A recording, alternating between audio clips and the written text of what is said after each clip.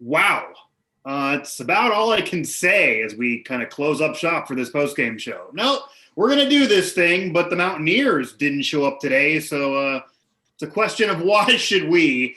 WVU ends up losing to Iowa State 42-6. 42-6. We will promise a better showing here on the post-game show for WV Sports Now, of course, here on Pittsburgh Sports Live. I'm your host, as always, Mike Asti, and I'm going to be joined back along by Tom Bragg here of WV Sports Now.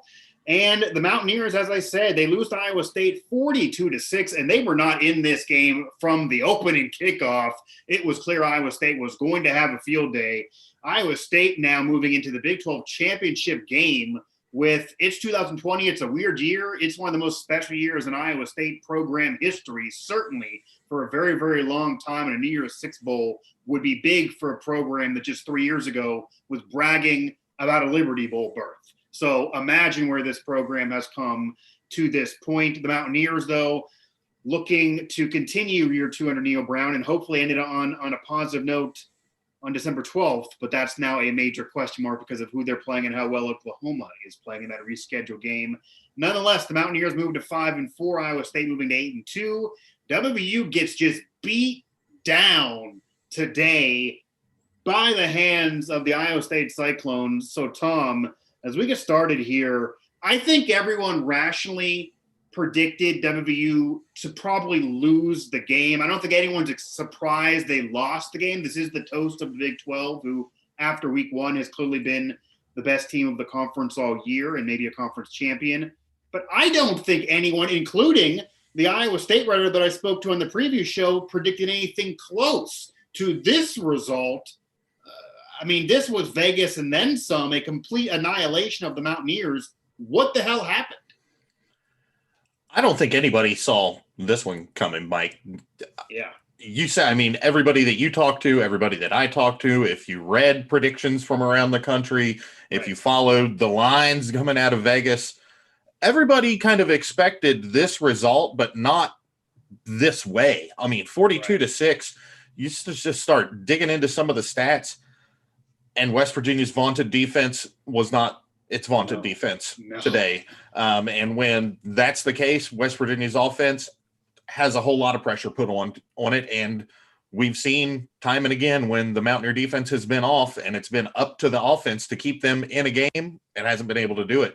And they ran into a buzzsaw today. Take nothing away from Iowa State. That is a very, very good football team. And something you and I kind of riffed about before we started here. If you take that season opening loss against Louisiana Lafayette out of there, Iowa State's right there in the playoff conversation. So this is a very good team led by star players and quarterback Brock Purdy, the running back Breece Hall. You know, they've got guys all over that defense that were flying around making plays today, and West Virginia just did not have any answer on either side of the ball.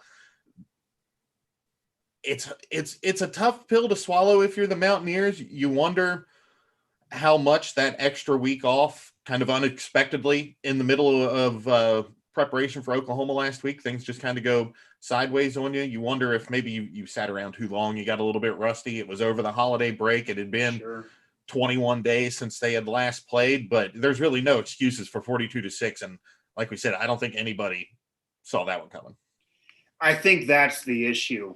I understand the lack of continuity this year. I understand that you wake up one morning and you have no idea if your game's going to get postponed, canceled, or what's going to be happening. You could be thrown into a political debate all of a sudden. That's the world we're living in. It is a week-to-week thing. We don't know. I mean, I've dealt with that covering the NFL and had a game moved 3 times.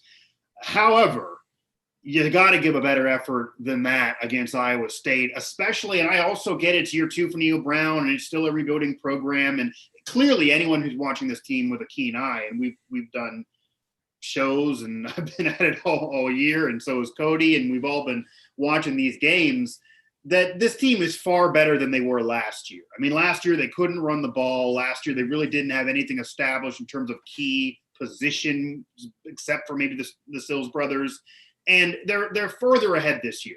But the wins and losses are not screaming that they're much further ahead. And it does appear now, I guess, kind of a question for you.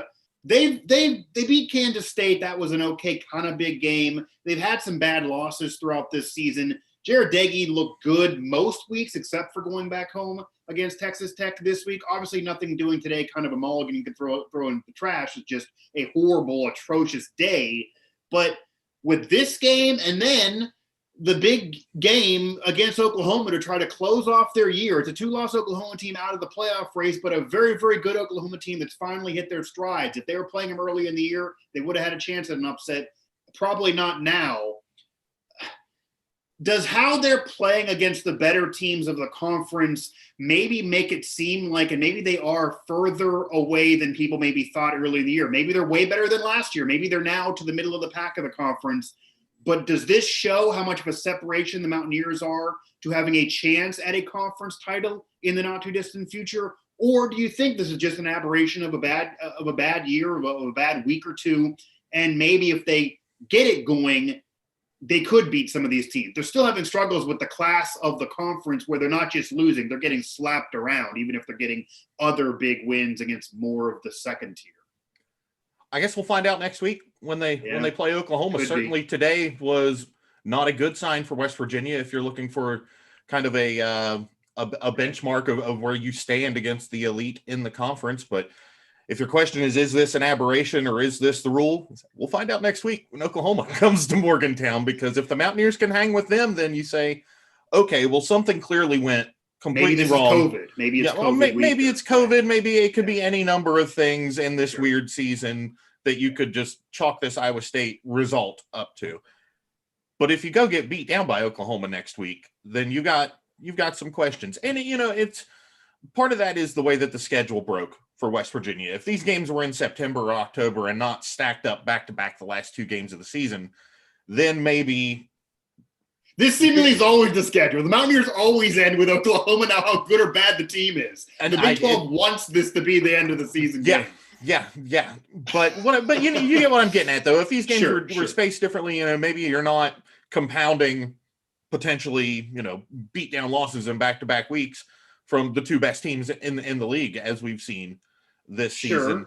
If West Virginia wants to get to that level, they've obviously got to start winning some of these games, and as you said, at least be competitive. Sure. And one thing about this game is Iowa State has owned West Virginia long before Neil Brown got to town. My first year on the beat 2 years ago, 2018, when West Virginia had, that was a national title contender. Will Greer was, if he wasn't the front runner in the Heisman at that point, he was top 3 at that point, and they go out to Ames, and it was kind of the coming out party for Brock Purdy as a freshman, and they just kicked West Virginia's teeth in Holgerson's last season. Then last season, you take a mulligan on that game last year because you've got everything built around the game plan with Austin Kendall, and he gets his shoulder torn up, I think 3-4 plays into the game. And all of a sudden you got to give the ball to Jack Allison. And, he was playing at West Liberty this year. No, all due respect, but that's not who you want going against this Iowa State defense. Right. So you can go both ways. I think you can look at it as a whole, like, man, Matt Campbell and Iowa State have just had West Virginia's number, or you can break it down to, well, 2 years ago was a Dana Holgerson team. Last year was not at all a regular game. And then this year you just caught him. You caught him at the worst possible time. So I don't know, man. You start digging into some of these stats. Here's one that jumps off the page at me. So West Virginia had 24 first down plays. When it's 1st and 10, 1st and whatever. They gained 63 total yards on those 24 plays. That's 2.6 per play. You look at the other side of that, Iowa State had 31. So they had 7 more, but not a whole lot. 224 yards on those plays, 7.2 yards per play on first down. West Virginia could not get out from behind the sticks, and Iowa State was just grinding them up all day long. The defense started out okay, but it really, we've talked about the bend not break nature of this defense at times this season. It broke today at one point. 42-6 is not the result at all that you want out of the defense that's supposed to be the best in the league against one of the best teams in the league. Coming into it, you think, okay, Iowa State is clearly one of the best teams in the league, but West Virginia is supposed to have this top tier elite defense.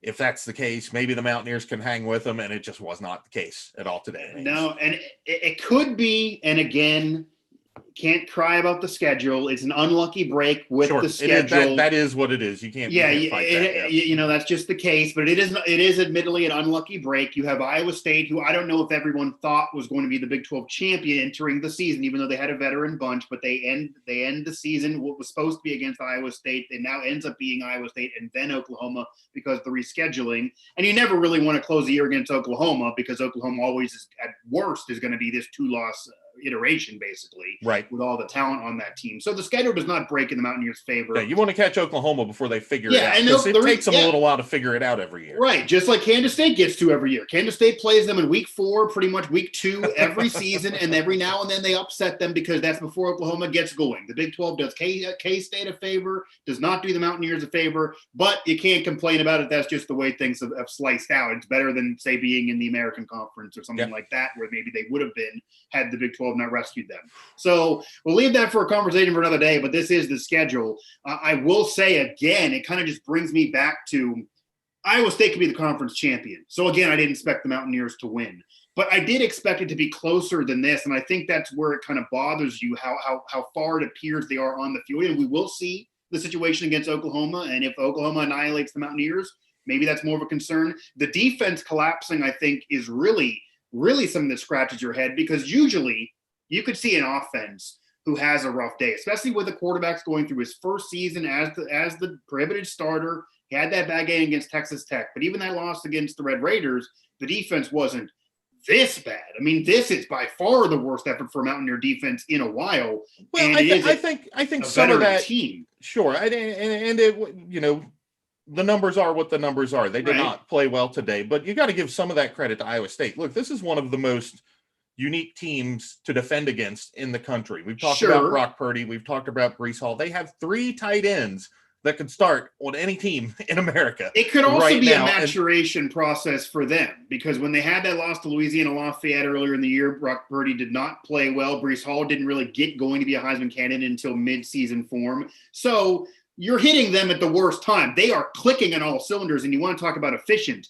20 for 23, 247, 3 TDs, no picks, a 200 quarterback rating for Brock Purdy in this game. Yeah, it just one looks of his like best video games. game sweet. Yeah. One of his best games, and he's had good games against the best defense he's faced all year. Yeah, I think so. So, you know, like I was saying, these are very good players, and I think some of that is on them. It's West Virginia's worst performance of the season, but I'm not sure that isn't the best offense that they're going to play all season. You hear about Oklahoma State, and we've talked about them with Chuba Hubbard and Tylan Wallace and all the weapons they have, and they for the most part held their own with the Cowboys. That was kind of a back and forth game that West Virginia had a chance to win at the end. And that's another thing about this. West Virginia, even in their losses that have all, of course, come away around from 4 points or less. Come away from home. Yeah. They've been close. They've had a chance, or at least theoretically an opportunity to win those games late. This was not that at all. This game was over early, I thought, and when Iowa State was able to come out after halftime and sort of stiff arm West Virginia and kind of keep them at length and not really let them get any momentum going early in the second half, I started cleaning up my desk and getting ready for the broadcast at that point. I'll put it that way. I got to be honest with you. I was actually laying on my couch doing other work and kind of looking back and kind of like critiquing my own performance on past shows and different things like that, and looking at the TV thinking, man, this game is just seemingly taking forever. And we get the clock to move. I'm trying to kill time before the post-game show. Well aware this thing was I already had the tweet to like promote it, typed out in the middle of the third quarter. I mean, I was ready to go because this game was well in hand long ago. And yeah, they were in the other games. They lost against good teams, more so to where at least you could not have to scrap watching it midway through. This game, certainly not that. I guess I want to pivot this. We kind of, at least we had to discuss the game, this is the Mountaineers post-game show. We're certainly going to also talk the college football landscape here in a bit. Tom Bragg of WV Sports now, Mike Asti here on the West Virginia Mountaineers post-game show here on Pittsburgh Sports Live. Make sure bottom of the video, there's a little button that says subscribe. Feel free to click that. It's free to do so. Makes it easy for us to get our content to you, whether or not it's a live broadcast or something that's uploaded and released later. You will be notified. But it's not so much where the Mountaineers fall as a measuring stick against the elite of the conference, because this is a veteran Iowa State team that could be a conference champion. Oklahoma is who they are. They're Oklahoma. Oklahoma State, even with the loss to TCU that's bad, they have Chuba Hubbard. They have great players. That they were a veteran team as well. But thoughts on the progress of Jarret Doege, Lady Brown, and company throughout this year. And the reason why I asked that, and I know we've talked about it before, and obviously they're good. They've had quality years, and they're certainly establishing themselves position-wise as the triplets that we discussed in the past as well, in comparison to where this program was a year ago. But there have been peaks and valleys. Today, Jarret Doege, 21 for 41. That's a rough spread there in terms of failing on 20 of his, half of his completions, failing on 20. Lady Brown, 3.4 yards a carry. They just couldn't get it fully moving, but only 14 overall carries, so not really his fault. Winston Wright, that player that weeks ago emerged as maybe that receiver as part of the triplets, but not able to get going again today, only 3 catches for 34 yards. Where do you see the Mountaineers offensively for next season? Do you care about what happens against Oklahoma to gauge this team? Because that is again, another dominant program they will face to close out the year. Do you care about what happens in the bowl game and where they fall? Again, because of COVID, they could be invited regardless of a win against the Sooners. And how can you evaluate the year for these players individually? It's the year 2, it's rebuilding, it's an average year for the program as a team, but how do you evaluate these players individually with the peaks and valleys they've gone through first year together and well ahead of last year at the very least? Well, obviously today was a step back for all of those guys on offense. Right. But when it's over, when the bowl game, and I'm assuming that they're going to go play in a bowl game, you get the opportunity to have an extra month of practice, more so than the experience of going and playing in the game. Right. This is a different year with COVID and everything, but getting that extra month of practice will be so crucial for this team, especially the younger guys, the inexperienced guys, the guys that are having to play a lot for the first time. You get sort of that extra month to heal up and learn while you get ready for this game. And if Neil Brown will want to go, for sure. Yeah. Oh yeah. Neil Brown will want to go. Everybody will want to go, especially after not going last year and the way everything ended the year before. Yeah. They will go if anybody asks them. And I'm fairly confident somebody will ask them. Sure. So when all that's over, I think you'll have a better idea of the totality of it. But at this point in the season, you kind of know what these guys are as far as their football acumen goes. Jarret Doege has been a game manager. I don't think he's been bad at all. I don't think he's been spectacular. He doesn't turn the ball over. He doesn't do things that lose you football games. And as we both turn it over today. No, as we both know, West Virginia has a history of guys that can light up the scoreboard, but man, they might just have some terrible blunders that you're thinking like, well, if it wasn't for that, then they might have won the game. Jarret Doege's not that guy. He's not going to lose you games. Yeah. Lady Brown, he didn't practice all week, first of all. He was game time decision today. And he gets 14 carries, of course, leads the team in that. He's been the best guy for them, one of the best guys in the league. And when you put that in perspective, that makes him one of the best guys in the country if you're one of the best guys in the Big 12. But 14 carries is low, but they're down so much the whole game. You're having to throw the ball to try to get back into it. That's why you see Jarret Doege attempting 41 passes. That's not his game. This is not – you look at the 41 passes – only 14 attempts for Lady Brown. That's not West Virginia's game. When they got down early, when the defense wasn't able to, and this has been something that's happened to them early in the season, and it's worked out well for them, those situations where Iowa State was scoring touchdowns early today, West Virginia's either gone out and held them to field goals or forced, turnovers without any points on the board. You go down and get in that hole early, all of a sudden you're having to throw to get out of it. You can't get that run game going, and just – it throws the whole thing out of sync for this West Virginia team that's still kind of figuring out how to be good, how to win games. And once they got out of sync today, it was off to the races for Iowa State. Bad news for the Mountaineers. Yeah, again, Tom Bragg of WVU Sports now, Mike Asti here on the West Virginia Mountaineers postgame show here on PSL. No, 41 pass attempts for Jarret Doege, not a good recipe at all. I think he's actually got a little bit too much criticism from some Mountaineer fans that are unreasonable for him. If you properly he's not going to go out and be Gino or Will Greer or Pat Wright or any of that. He's not going to do that. But the important thing for Jarret Doege is not turning the ball over, not making mistakes, and making sure the Mountaineers are in position to win. He did 2 of those things today, but he couldn't handle the third one because they weren't scoring points. most games this year he's played well enough to be good enough for them to win. Good enough is the word. He's not been great many times, but he's been good enough to win. Lady Brown has been great at times. They've not really established the receiver situation. I think that's an issue. But Jared Deggy, long way away from last year, and I think anyone who keeps talking about how he shouldn't be the starter anymore, that's getting a little ridiculous. I mean, it is a rebuilding year. Then He's come a long way. Who's going to be the starter this year, right now, next week against Oklahoma, if it's not Jared Deggy? It's going to be the him, freshman, sure. Garrett Green? I'm not.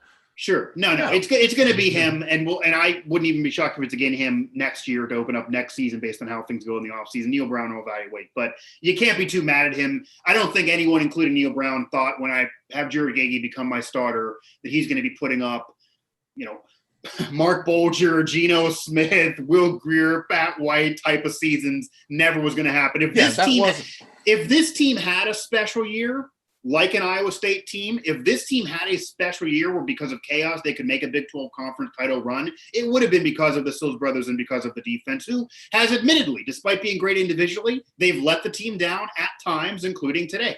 I will ask you this, though, before we fully get into the college football landscape. We talked about, and I think we agree, this team is going to be invited. It's a historic program. It's a Neil Brown head coach led program. He is beloved around the country. They bring tons of fans. They've been good enough this year. They're going to get in. The Big 12's ties, they'll get in because the Big 12 has ties, right. But what I'm going to ask you is, because it could potentially be the game that Iowa State played in last year, maybe my favorite snacks out there. Maybe it'll be a Cheez-It Bowl invite or whatever it may be. But just that, whatever it is, they're going to be invited to some game. They're going to play in some game, and they're going to play a team similar to them in another conference. Is it important for you the Mountaineers win the game? Forget Oklahoma because that's who they are, but the bowl game in particular.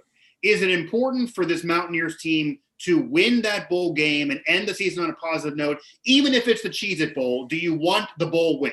I think it's important to not get blown out, to not embarrass yourself, to not get anybody hurt.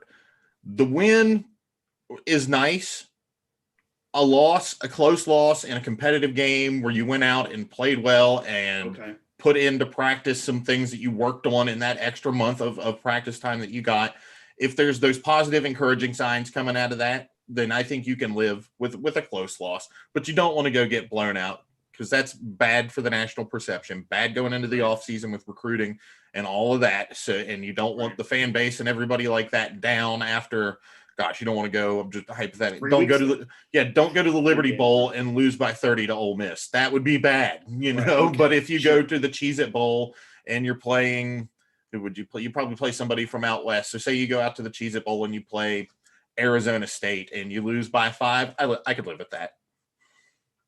Yeah, I mean, okay, so that's kind of where I was going, because those two bowl games are certainly a possibility, very likely one of the two games, depending on how things go into Oklahoma. That's what it was before this week. We'll see how it shakes out with this. And Iowa State played in the Cheez-It Bowl a year ago. They played in the Liberty Bowl 3 years ago when they kind of started this emergence of being a better program. So it's not like it's asinine if you play in one of those two bowl games. The Cheez-It has a funny name. The Liberty Bowl has been around a while with that name, but they could be stepping stones to better days in the future of this program. It is still only year 2 for Neil Brown. We'll see. But I think for the fans to believe, to fully trust the climb, as our buddy Sean Mariner and those within the program like to say with that little catchphrase, you can't have a blowout against Iowa State, even though everyone knows they're one of the best in the conference, then get blown out to Oklahoma, even though they're Oklahoma, and then get smacked around and get chewed up and spit out in a bowl game, regardless of who you play. At some point, you got to show you got some, exactly. You got to have some respect to yourself. And before that bowl game,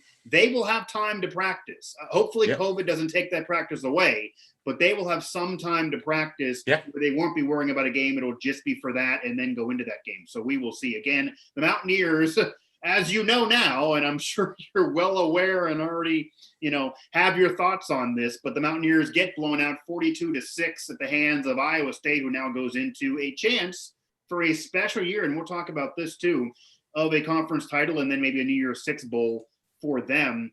42-6, beating the Mountaineers. WVU now 5-4 on the year. Now, Tom, as we throw that game into the meat grinder there, as the Mountaineers got chewed up and spit out, so that's done. Neil Brown's going to throw the tape in the garbage can. That's what we're going to do for WVU. Pivoting to the college football landscape overall here, as we go more towards closing out the show. I do want to focus on Iowa State just for a second, just in this question to you. For you personally, in your opinion, because I talked about this with Mike on the Pitt post-game show last week, and he threw out the hot take that except for the playoff, no of the other bowl games should happen for him. That's not how it's going to be. There are going to be other bowl games. There's money, etc. There's a lot involved there. But these kids are probably not going to be able to have the fun little vacation that you talked about earlier, or at least ending your season on a positive note, go to Florida and have a vacation. They're probably going to be locked in their rooms. Nobody's going to be able to swipe on any dating apps. You order Uber Eats and you go to make the wrong turn, you could shut the whole game down. So it's going to not be the most fun environment for teams that are not having a chance at a national title, and certainly teams that are not having a chance at an historic bowl championship, put a ring on your finger type of win with those New Year's Six games. So number one, outside of the playoffs for you, should the other bowl games outside of the playoff, which is still four teams, even though many thought maybe earlier in the year they would have expanded it to 8, should all those other bowl games happen? And is there a different conversation, and should the New Year's Six bowl games happen with the mindset that teams like Iowa State, even Indiana in the Big Ten, they're only going to have special years where they're even New Year's Six bowl eligible once every 20, 30, 40 years, really, based on their programs. They have it this year, to sort of take that away from them would really, really suck. But should any of those games happen outside of who can actually win the national championship? Seems like the Cheez-It Bowl maybe is a different conversation than, say, a New Year's Six bowl game. Sure, but I mean, if they can do it safely, then absolutely they should play the games. I mean, I don't know what it's a risk though. Even if you can do it safely, it's a risk to play the minor bowl games on December 19th. It's a risk, but I don't think it's been a risk the whole way. At this point, every game, every practice for every team in the country has been a risk so far. Absolutely. And people have found a way, sometimes more stubbornly and bullheaded than others, to get teams on the field, or, push games back 3 and 4 times in the NFL, or move, the entire NBA to a bubble. People have found ways, and maybe you bubble the bowl games. Maybe you could bubble the bowl games.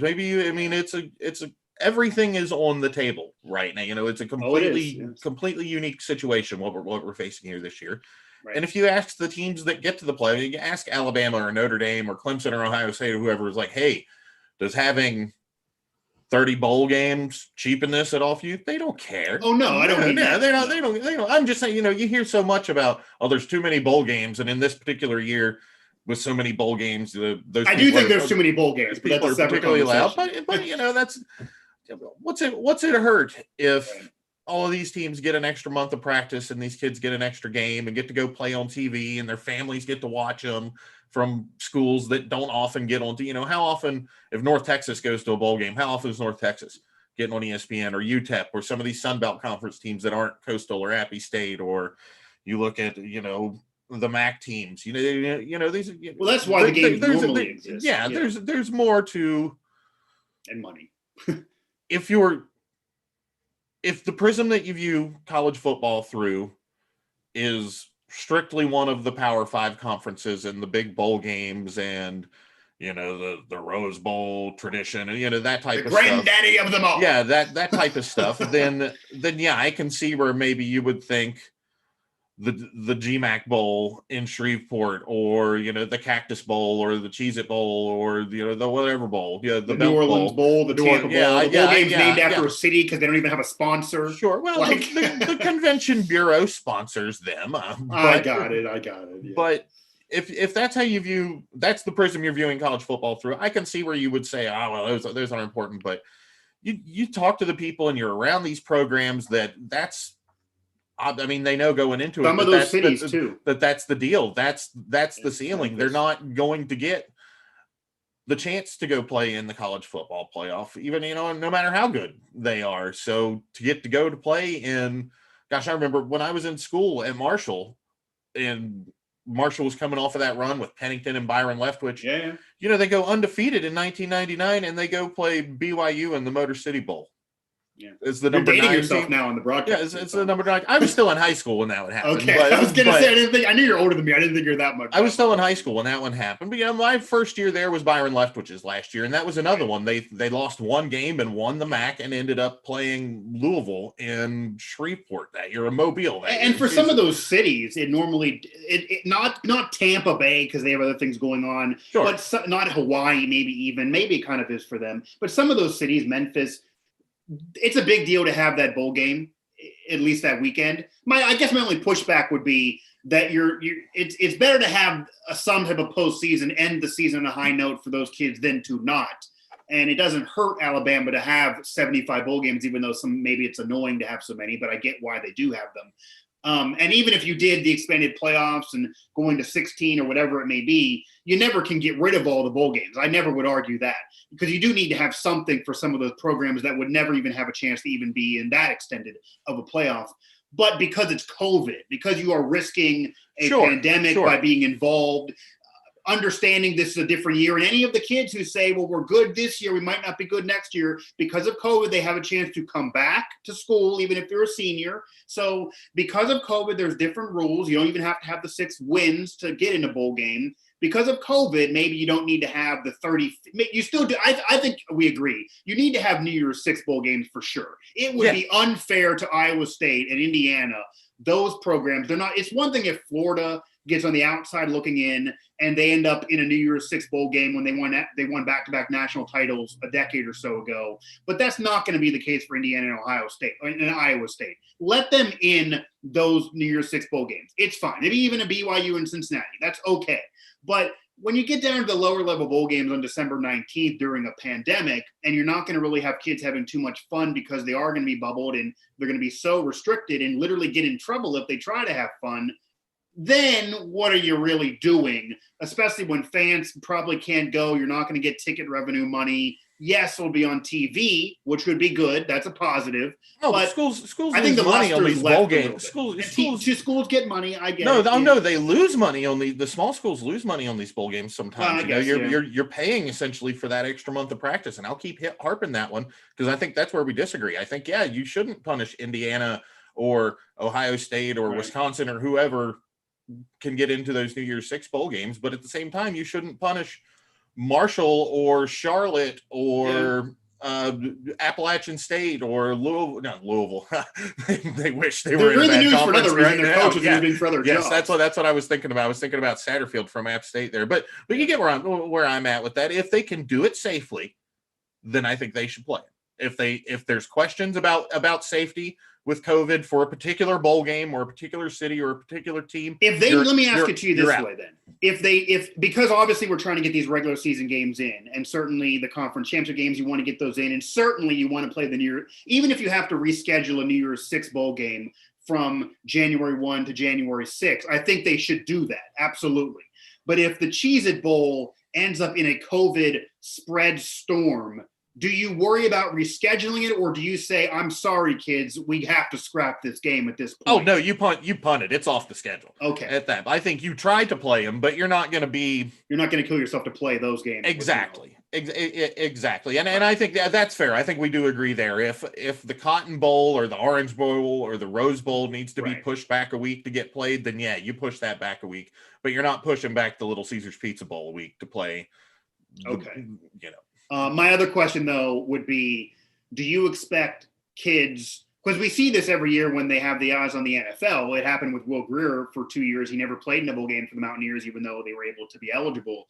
Do you expect kids, because of the pandemic, knowing they can come back next year as well, whether they have the NFL draft in their sights or not, to not want to take this trip, knowing they're probably going to be bubbled, they can't have fun, especially if it's not a major bowl game? I get if you're Marshall or Coastal Carolina that won't even probably be in the New Year's 6, you want to have some postseason, some bowl game, so those kids are going to be thrilled.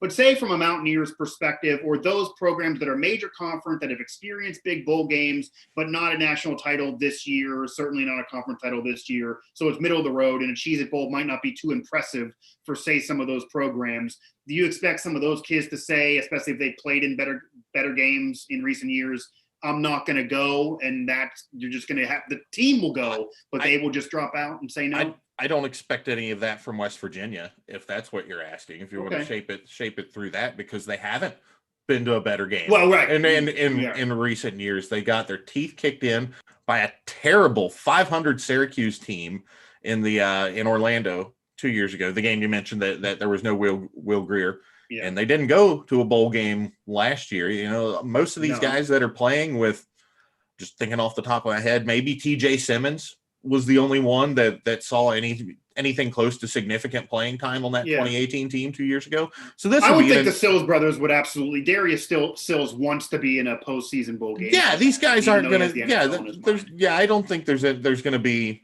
necessarily any of that. And you know, something that you mentioned with the sort of unknown nature of how we got a chatter here, total beatdown. We usually don't get it on the Mountaineer shows. Yes, we understand. Yes, total beatdown. Complete agreement. We all watched the same game. Yes. Well, but what I was saying about this redshirt rule this year, where everybody essentially gets an extra year, I was talking to the kid that's probably going to win the Player of the Year award in West Virginia for high school. He recently got a preferred walk-on offer with West Virginia. And he was telling me, you know, in a normal year, it probably would have been a regular scholarship offer. And what West Virginia is telling him is because they just don't know what their numbers are going to look like, with who's going to stay, who's going to go, when they're going to announce, when they're going to leave. That's something not talked about enough for high school when kids they're going to leave, that they just didn't have the depth of scholarship offers to be able to hand one out to the kid from here. They've got, 4 and 5. All due respect, the kid's name's Blake Hartman. He goes to Musselman High School in the Eastern Panhandle. Fantastic player. He's committed to Lehigh, so he's going to go play ball. But with this walk-on offer from West Virginia, if that's a scholarship offer, that's something you got to think about a little more. You got a free ride offer. You don't think about it as much. And it could have been that full ride offer in a normal year. Because this guy just broke the all-time scoring record in West Virginia. He's got like 70-some touchdowns over 4 years. He's really good, and he's going to be a good player. It'll be a shame that he doesn't get to play for the Mountaineers. But just to illustrate that point, there's so much unknown with roster turnover and how it's going to shape up that it's so hard to make predictions about this. Like, it's going to be really interesting in a couple weeks with the early National Signing Day, the one that's in the middle of December now. Because a lot of this is going to come up. How many scholarship spots our team's going to have? How much roster space is available with potentially a whole extra year of players trying to cram into the roster? So very interested to see how that plays out, not just for West Virginia, but for everybody, because it's going to be a problem everywhere. And I actually think, because I'm glad you brought that up, and I know you covered West Virginia preps for us here at WV Sports Now, but that's not discussed enough. Obviously, it's an effect of the college kids, and I know the college basketball players losing their tournament last year, and it's certainly an impact, and it sucks for college kids to have this weirdness. But fortunately, they're able to come back if they want to, and that is something that would be better for them. It's almost more of a problem for the high school players who were juniors and seniors through all of this, because as you mentioned, not everybody is the Terrell Pryors of the world who are going to walk on anywhere. 99.9% of those high school kids, they want to get to some school to get a scholarship, to have their college paid for, and to play at the next level for them. Or even if they think they have a chance at the pros, they want to get somewhere where they can play, because if you're the sixth man on the bench at a great program, that's no good for you individually. You're better off at Lehigh.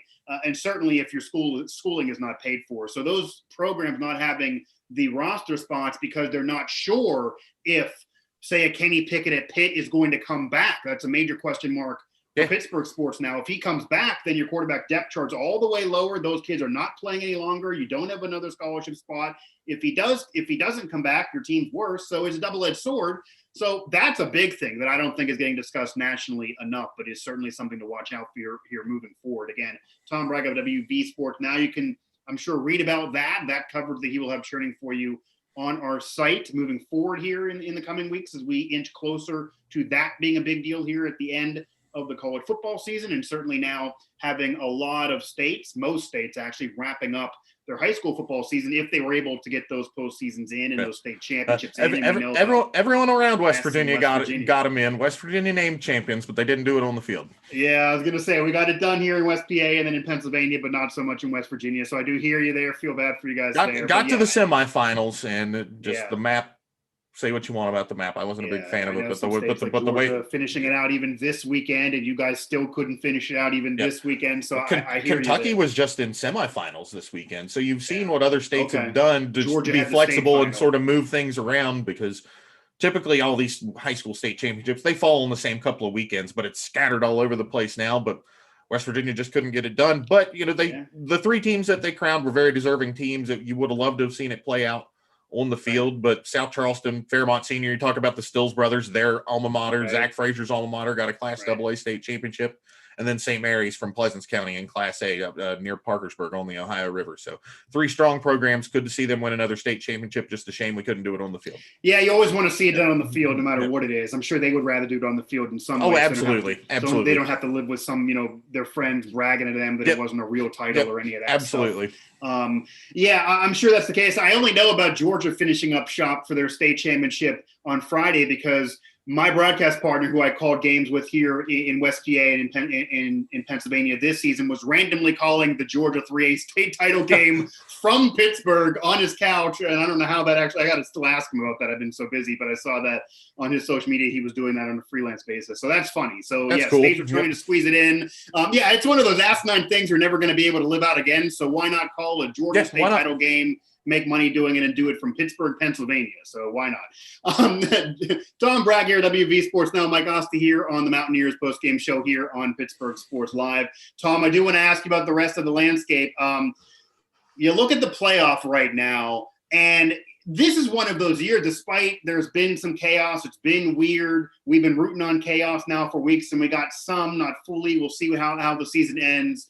It's one of those years that I feel like unless something really goes crazy and we still have a week or so to go, we've kind of known who the playoff teams are going to be really since week 1 or 2. A lot of people could have put money down these were going to be the 4 teams. Alabama steamrolling everybody. I think it's almost underrated. Alabama actually dominating teams and being better than they were. They're so good. They're in so recent good. years. This is actually one of the better Alabama teams they've had under Saban I think so in too. a while. And that, honestly, this is weird to say because Alabama gets so much love.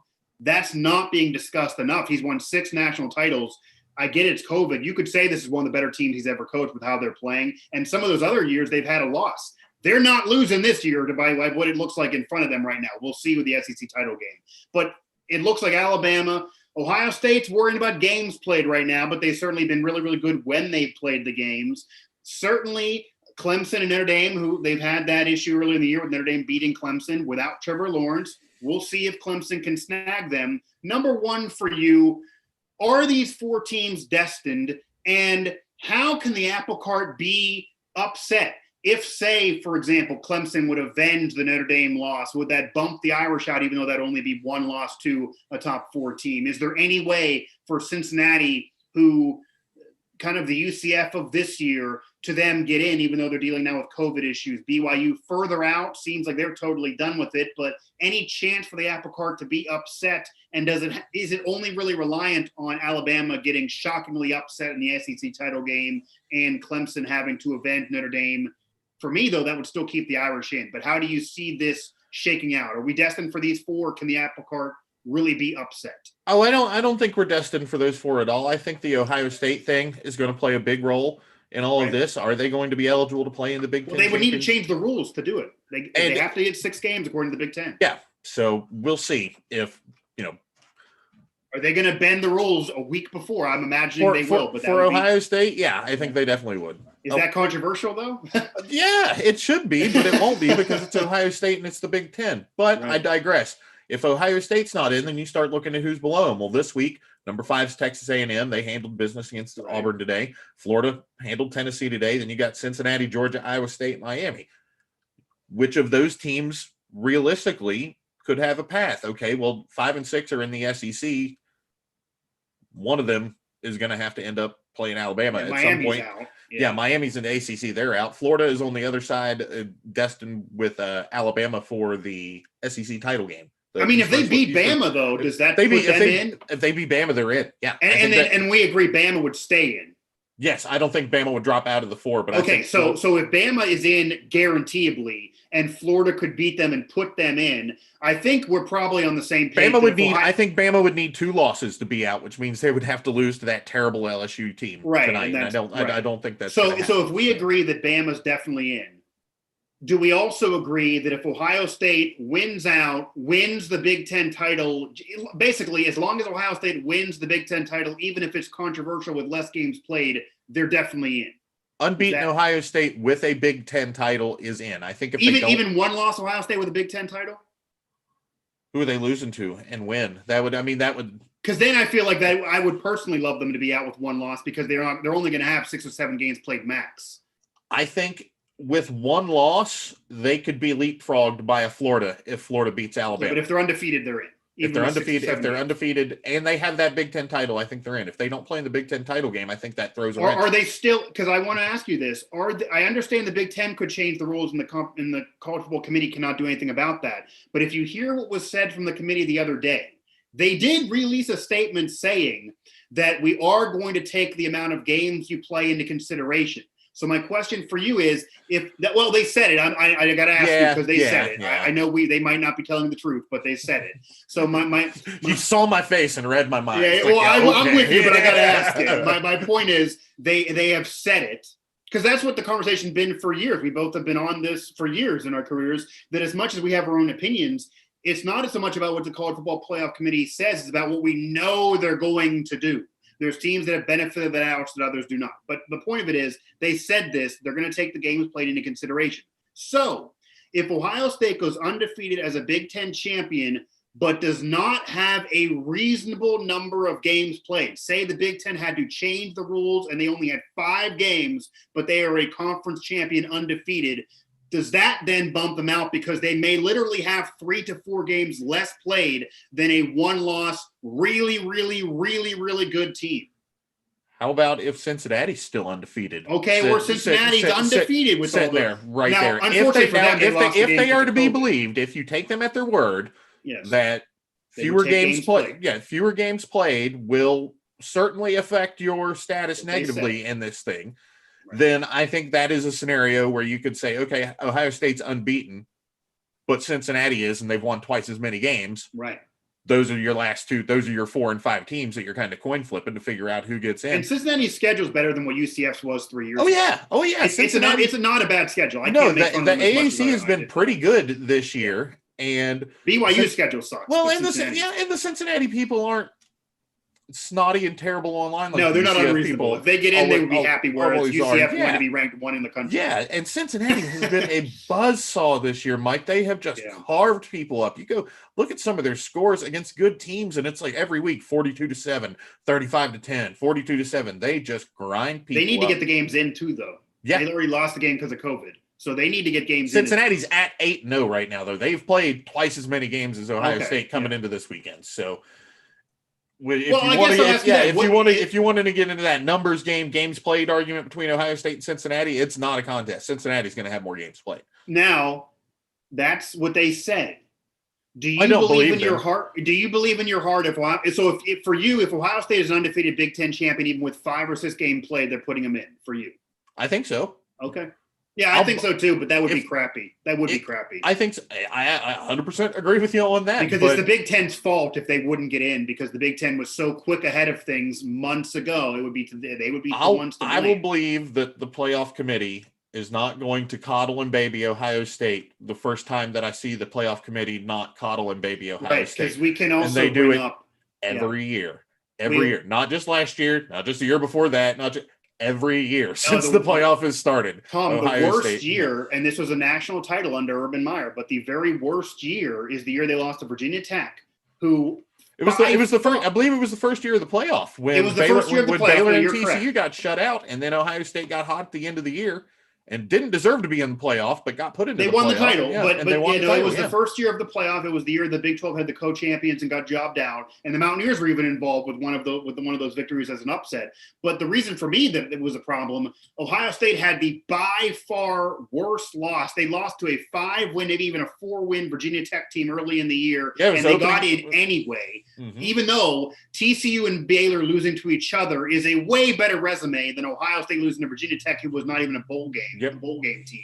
And they got in anyway. So they will get the benefit. I do agree. It's that same nonsense every year. The year that they got blown out by Iowa, like 41-10 or something, they end up in the playoffs. But I will say, from a Big 12 perspective, because this is a Big 12 postgame show here and we cover a Big 12 team, Oklahoma's benefited from that as well during the playoff as the number 4 team getting benefited out because they're a major historic program. They're just not involved this year. If Oklahoma had one loss this year, even if it was to, say, a really bad team, they would probably be right there knocking on some door. Oh, they would. Like they absolutely would. They only would have one of those 2 losses instead of 2. Take K-State away instead of, because Iowa State's good. They might end up with 2 losses. If they had one loss against Iowa State and they beat Iowa State for the title in the title game, they would be knocking on that door right now. Absolutely. Yeah, they would honestly. They would. I'm just looking at it off the top of my head. They would be 4 or 5 right now. Probably. Yeah. It's Oklahoma. That's what they do. So on this same vein though, in terms of upset on the apple cart, because I think we're probably headed for the 4 unless Ohio State is that other team. Yeah, I think so. Yeah, I think if I had to predict, it's probably going to be that where Ohio State is the only team that really could get in there. Iowa State could not. But I do want to ask you, if Clemson would beat Notre Dame.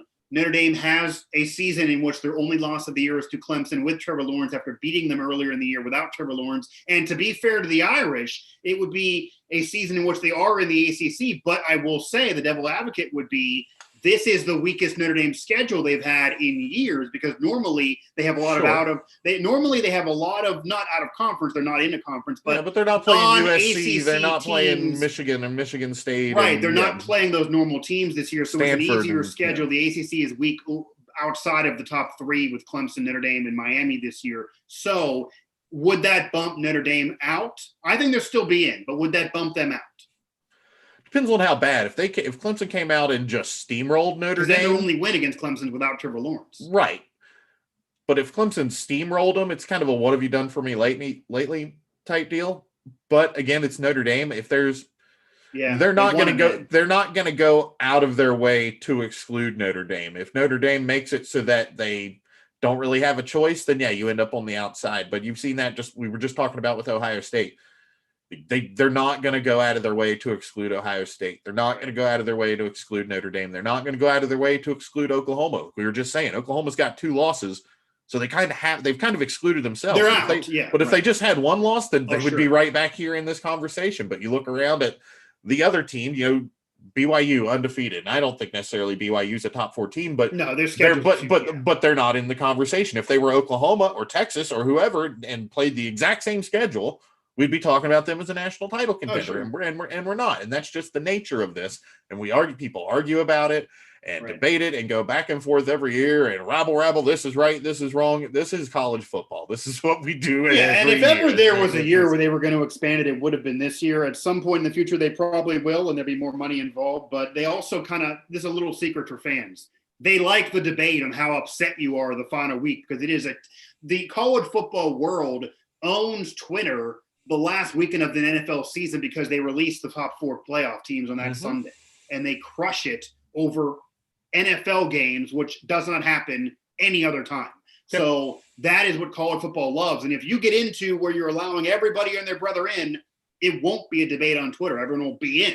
So this kind of provides that conversation and debate. What needs to happen though, BYU's schedule is just not there, but Cincinnati's schedule is better than people give them credit for. If, say, Alabama, do you need to have the conference championship games be crazy upsets with Bama and those teams losing, even Iowa State losing? What would need to happen for Cincinnati to get in for you? I think you'd need some blowouts. I think you would probably need Alabama to lose to LSU tonight for that to be realistic, because Florida's ahead of you, and for Alabama to fall, Florida's going to have to beat Alabama, so they're going to go into that spot. You're not going to stays. Yeah, you're not. You're going to.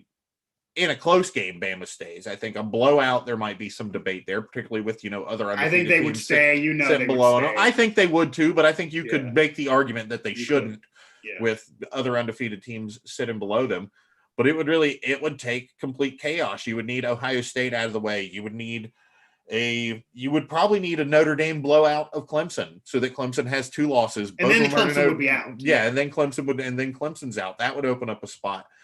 You'd need Florida out of the way. That would probably be the way to go. You would need Notre Dame to blow out Clemson. Maybe Ohio State sort of disqualifies itself by not playing enough games. And then Alabama blows out Florida. So you've got Clemson and Ohio State out of the way. Cincinnati can possibly slip in as a 4 then, but even then, we're talking long shots here, and that's a shame because we've said it's a really good Cincinnati team. But man, if you end up drawing Cincinnati, I forget what the bowls are this year, but say it's the Orange Bowl. Who wants to go play Cincinnati in the Orange Bowl this year? If you're, a second or third place Big 10 team or Big 12 team, Oklahoma or gosh, who would end up being third place in the Big 10 or Big 12? Texas ends up having to go play Cincinnati in the bowl game. Yeah.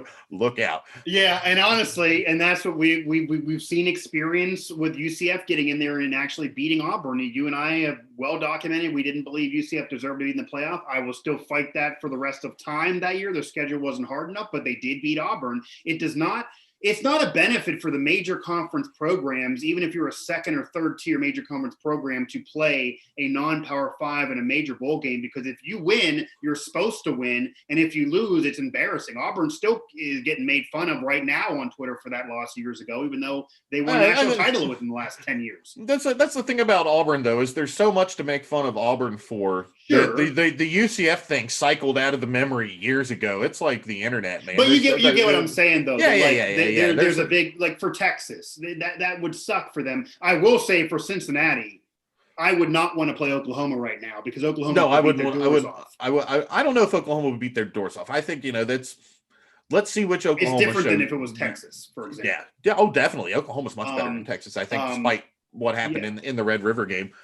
But any thoughts though on any predictions for you on chaos? I mean, we're going to do another one of these post-game shows. We have the playoffs obviously as well in terms of we'll do something, and then we have the bowl game for Mountaineers. We know they're going to be in. But just to get this out there now, do you believe in any chaos? Are you predicting any chaos and anything outside of these top 4 teams with maybe Ohio State jumping in? Not at the top, really, unless the Ohio State domino falls and kind of opens things up. It kind of becomes a sweepstakes for that 4th spot.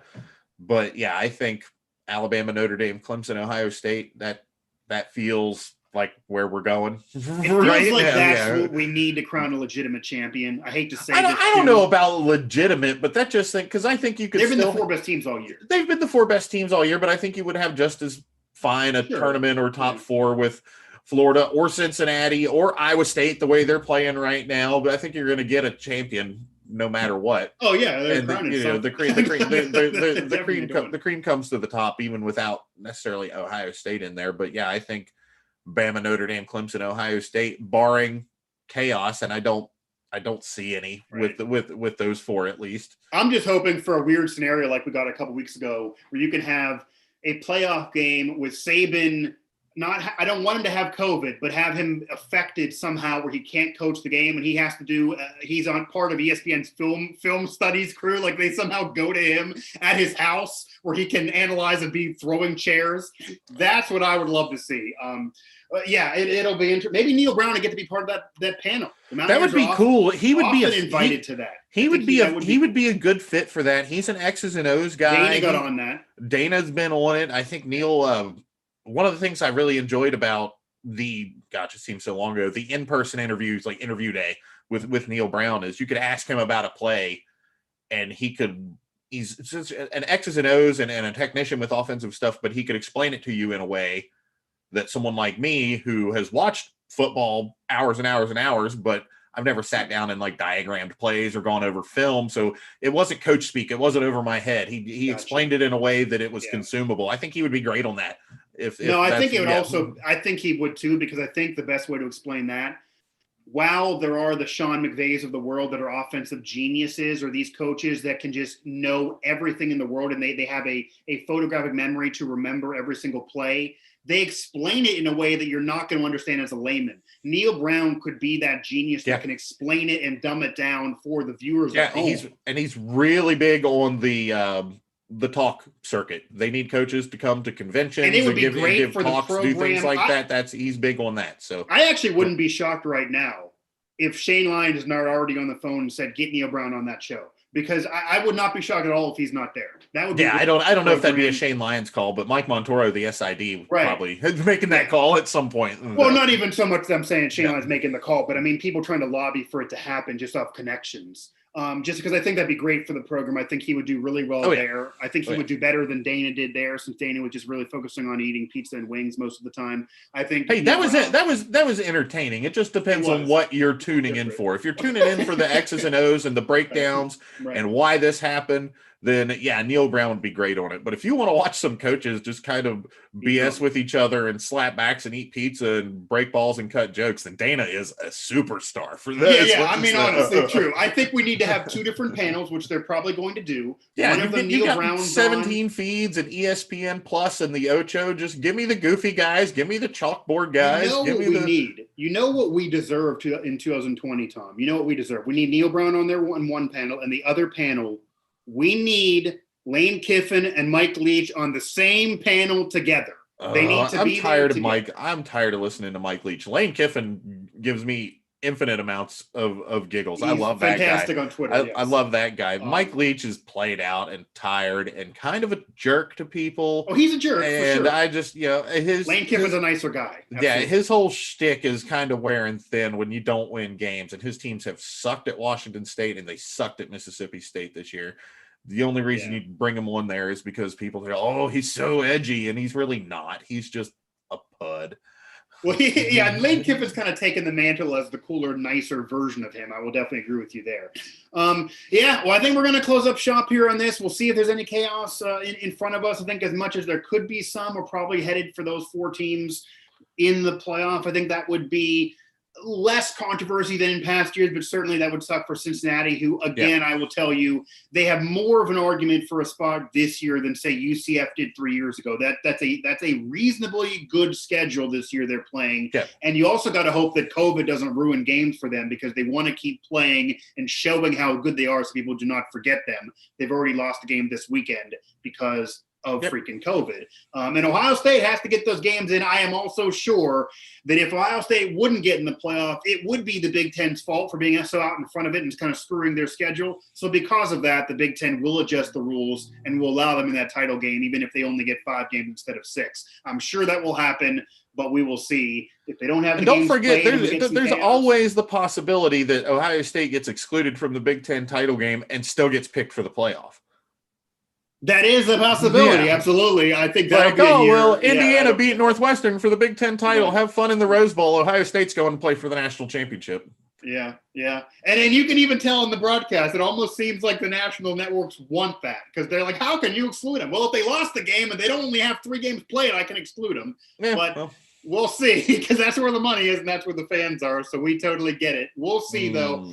For Tom, Bragg, and all of us at the Now family of networks, of course, WV Sports Now, where all of our postgame covered right now from the Mountaineers' loss to Iowa State currently lives over there, WV Sports Now. Follow that on Twitter at WV Sports Now, and, of course, us at PGH Sports Live. For all of us at Pittsburgh Sports Live, I'm Mike Asti, and that's it for this one. The Mountaineers got to forget about it, get it out of their memory, because it was ugly to say the least. The Mountaineers now pressure on to at least end the season on a positive note, to not get beat down like this again. All right, thanks, man. See you, buddy.